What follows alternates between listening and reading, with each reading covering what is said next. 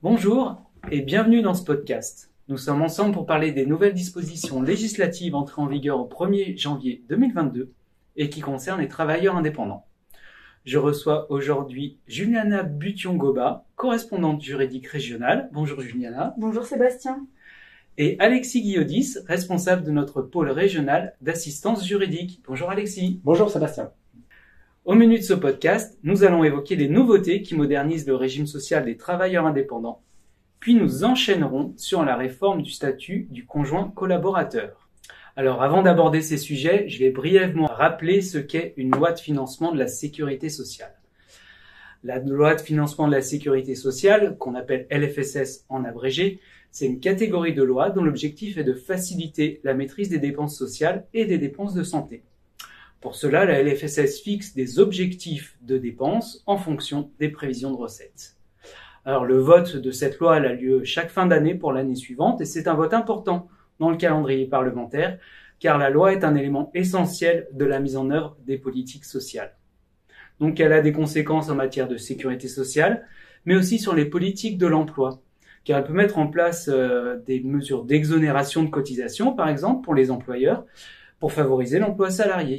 Il peut y avoir aussi un impact direct ou indirect sur tous les citoyens par la création ou la modification de prestations sociales.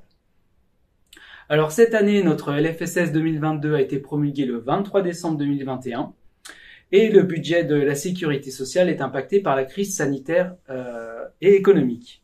Donc pour cette année, le déficit de la sécurité sociale est évalué à 20,4 milliards d'euros. C'est une réduction si on le compare aux 2 dernières années. Bon, cette réduction est principalement due à une baisse des dépenses liées à la crise sanitaire. Pour plus d'informations, vous pouvez consulter le site sécuritésociale.fr. Vous y retrouverez la loi et ses annexes. Cette introduction étant terminée, je vais laisser la parole à nos experts et Alexis pour commencer et pour aborder le fond des sujets, à commencer par l'amélioration des dispositifs au bénéfice des travailleurs indépendants. Alors Alexis, le 16 septembre 2021, le président de la République annonçait un plan pour les indépendants. On retrouve certaines mesures concrètes issues de ce plan dans la LFSS 2022. Est-ce que tu peux nous en dire plus ? Merci Sébastien. Effectivement, depuis 2017, les pouvoirs publics ont marqué leur volonté de moderniser et simplifier la protection sociale des travailleurs indépendants. Et cela concerne bien évidemment le recouvrement de leurs cotisations et contributions sociales. Tu citais donc le plan pour les indépendants présenté par le président de la République en septembre 2021. Certaines mesures donc concernant le recouvrement des cotisations ont été intégrées à la loi de financement de la sécurité sociale pour 2022. D'autres mesures seront adoptées par d'autres vecteurs, soit législatifs, soit réglementaires. Juliana et moi, nous proposons donc de vous en présenter 3. Le premier étant donc l'extension de l'expérimentation de la modulation des cotisations et contributions sociales dues par les travailleurs indépendants. Alors, la modulation, qu'est-ce que c'est ? C'est un dispositif expérimental et dérogatoire du droit commun qui vise à permettre aux travailleurs indépendants d'ajuster mensuellement ou trimestriellement le niveau des acomptes des cotisations en fonction du niveau réel de leur activité. Ce dispositif est adossé à un téléservice qui permet de déclarer leurs revenus et de payer immédiatement les acomptes des cotisations correspondantes en fonction de leur rentrée financière. L'expérimentation a été votée pour la première fois et entrée en vigueur le 1er janvier 2019, initialement pour une durée de 6 mois et uniquement pour certains cotisants donc éligibles des régions Île-de-France et Languedoc-Roussillon. Ce dispositif a été prolongé à 3 reprises jusqu'au 31 décembre 2021. Il faut préciser que c'est un dispositif qui n'a pas fait l'objet d'une grande promotion de la part du réseau et très rapidement, dans le cadre de la crise sanitaire, ce dispositif donc a été perturbé dans son déploiement, de sorte qu'il est difficile aujourd'hui d'en tirer un réel bilan. Donc dans ce contexte, le législateur a décidé de généraliser cette expérimentation à un plus grand nombre de travailleurs indépendants et sur une période suffisamment longue pour vérifier qu'il soit opportun de pouvoir le généraliser par la suite et de le faire rentrer dans le droit commun. Donc l'article 19 de la loi de financement de sécurité sociale pour 2022 donc prolonge ce dispositif jusqu'au 31 décembre 2023 en l'étendant à l'ensemble des travailleurs indépendants, à l'exception des auto-entrepreneurs et médecins remplaçants. Ainsi, jusqu'au 31 décembre 2023, à titre toujours expérimental et dérogatoire, donc tous les travailleurs indépendants concernés pourront demander à leur URSSAF d'acquitter leurs cotisations et contributions sociales provisionnelles sur une base mensuelle établie à partir des informations communiquées donc par eux en fonction de leur activité et du niveau de leurs revenus. On peut également préciser que pour les professionnels libéraux relevant de la CNAF-PM, ce dispositif rentrera en application à compter du 1er janvier 2023. Et uniquement pour les cotisations et contributions acquittées auprès des URSSAF. Le deuxième point, le deuxième dispositif qui est adopté dans le cadre de cette loi de financement de sécurité sociale, c'est l'adaptation de la délivrance de l'attestation de vigilance pour les travailleurs indépendants en début d'activité.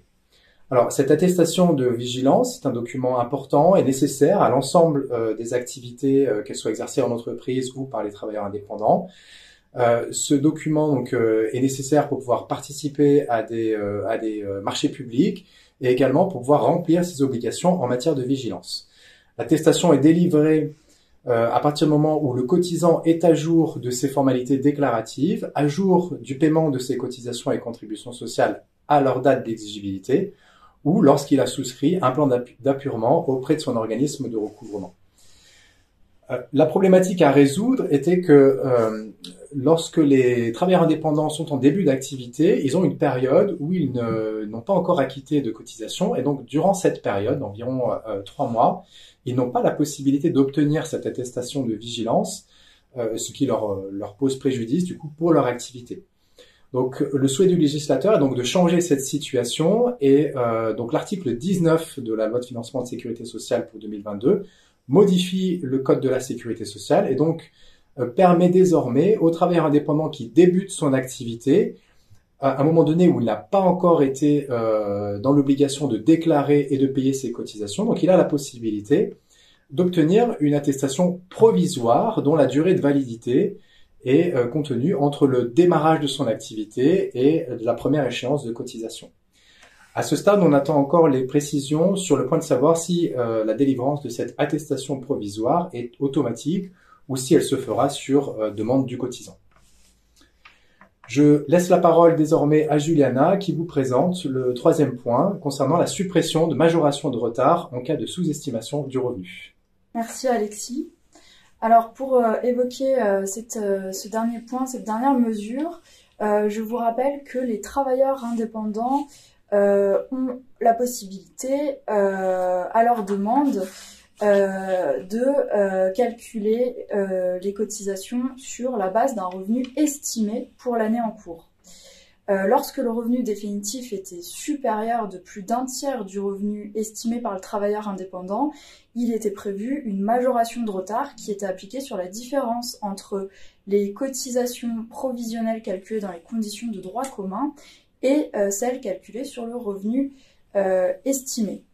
La LFSS supprime donc cette majoration liée à une sous-estimation du revenu définitif et soulignons également que cette majoration de retard n'a toutefois pas été appliquée aux cotisations et contributions sociales dues au titre des exercices 2018, 2019 et 2020.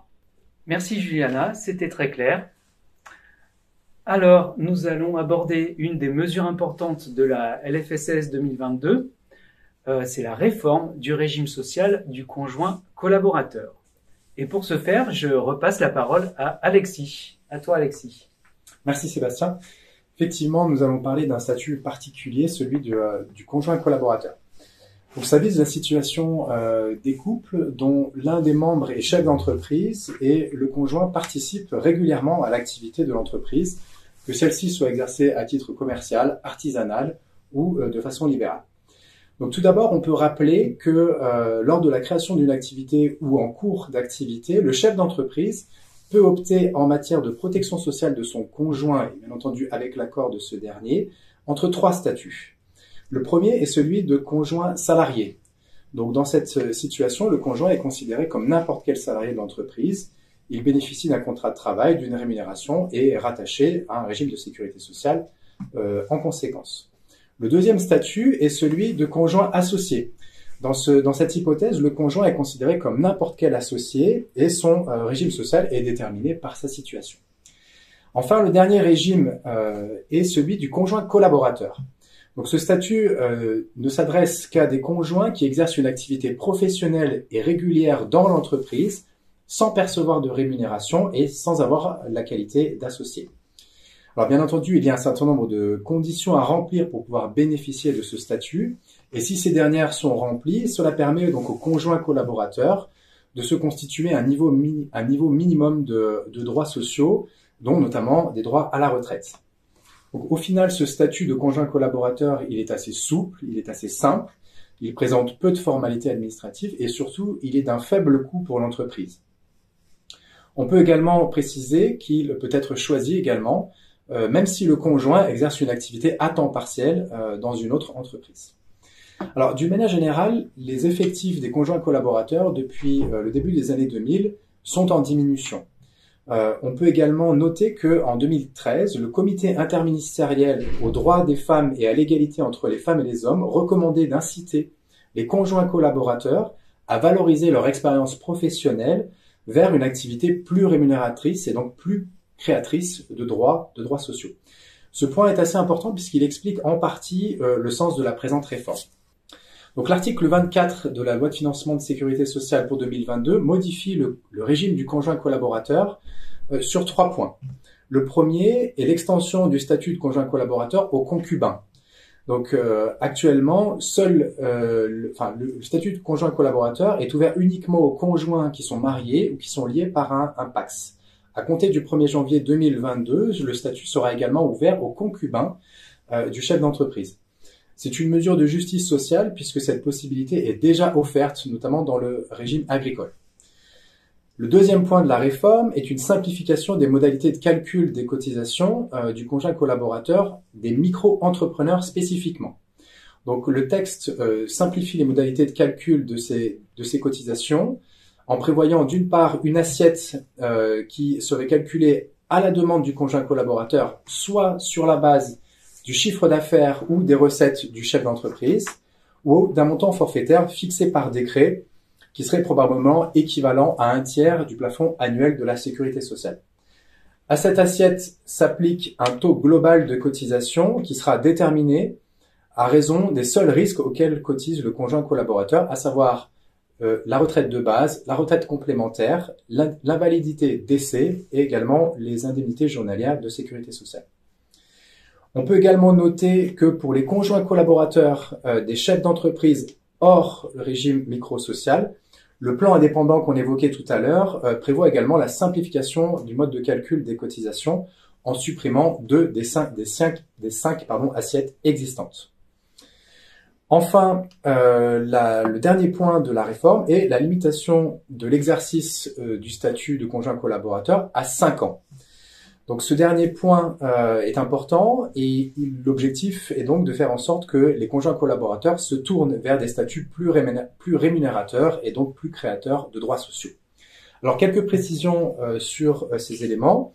Donc la période de 5 ans n'est pas évaluée de date à date, mais prend en compte l'ensemble des périodes et entreprises au titre desquelles donc la personne a opté pour ce statut et donc cela vise également la situation de périodes qui ne seraient pas successives. Concrètement, à l'issue de la période de 5 ans, la personne devra choisir entre le statut de conjoint salarié ou le statut de conjoint associé. À défaut d'option entre ces deux statuts, il sera réputé exercer son activité sous le statut de conjoint salarié. Une procédure de radiation spécifique est donc mise en place, permettant à l'organisme de recouvrement donc de radier le conjoint collaborateur en cas de dépassement donc de la période de 5 ans. Cette radiation ne pourra intervenir qu'à l'issue d'une période contradictoire et les modalités seront précisées par décret. Une exception est malgré tout prévue pour les conjoints collaborateurs qui arriveraient au terme de la période des 5 ans et qui se trouveraient à 5 ans au plus de la date à laquelle ils pourraient faire valoir leur droit à la retraite. Dans cette hypothèse, ils pourront donc continuer à exercer sous le statut de conjoint collaborateur jusqu'à la prise de leur retraite.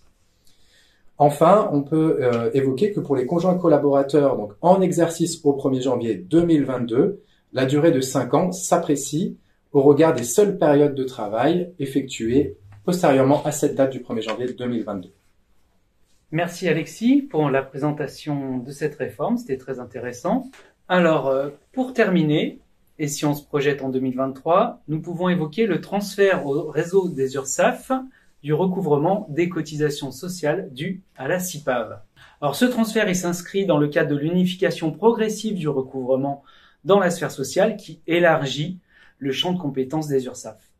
Historiquement, on peut citer le transfert du recouvrement des cotisations d'assurance chômage en 2011, l'intégration progressive des cotisations du régime des marins depuis 2016, l'intégration du régime social des indépendants en 2020 et très récemment le recouvrement des contributions dues dans le cadre de l'obligation d'emploi des travailleurs handicapés ainsi que le financement de la formation professionnelle et de l'apprentissage.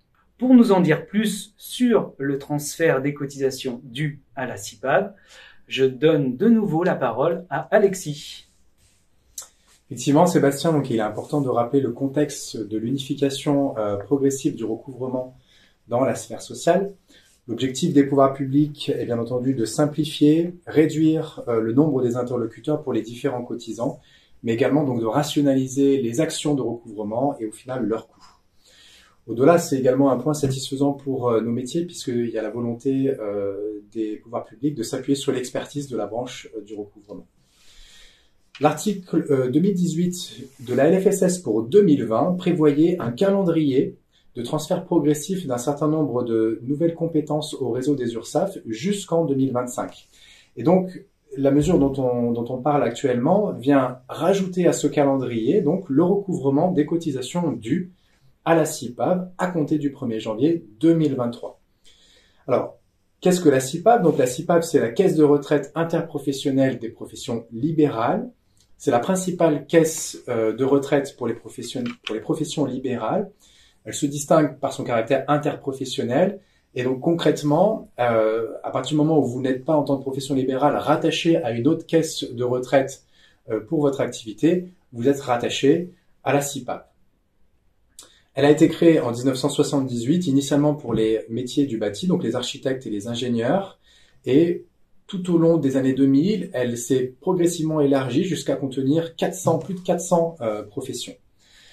Dans le cadre de la réforme du RSI et du transfert de nombreuses professions au régime général, la loi de financement de sécurité sociale pour 2018 était déjà intervenue sur le périmètre de compétences de la CIPAV et avait limité donc cette compétence à 21 professions. Donc, dans le cadre de cette réforme, on comprend que les cotisations dues à la CIPAV seront désormais recouvrées par les URSSAF à compter du 1er janvier 2023 et dans les règles et selon les garanties et sanctions applicables en matière de cotisations et contributions sociales dues par les travailleurs indépendants. Alors, pour les professionnels concernés, il s'agit d'une simplification, voire même d'une unification, puisque du coup, désormais, l'ensemble de leurs cotisations seront recouvrées par les URSSAF, qui ne sera donc plus que le seul interlocuteur pour ces derniers. On peut également préciser donc que le transfert de compétences devra s'accompagner également du transfert des contrats de travail des salariés actuellement à la CIPAV et affectés aux actions de recouvrement ou exerçant au sein des fonctions support associées à cette activité. Au final, on peut donc retenir que les difficultés rencontrées par les professionnels libéraux dans les relations avec la CIPAV, qui avaient été à plusieurs reprises mentionnées par la Cour des comptes, du coup a été retenue par le législateur, la Cour des comptes ayant préconisé le rattachement du recouvrement aux URSSAF. Voilà. Merci Alexis. Merci Juliana. Merci Sébastien. Merci Sébastien. On a fait le tour de tout ce qu'on voulait voir avec vous aujourd'hui à propos de ces nouvelles mesures 2022 concernant les travailleurs indépendants. Merci d'avoir regardé la vidéo et à bientôt.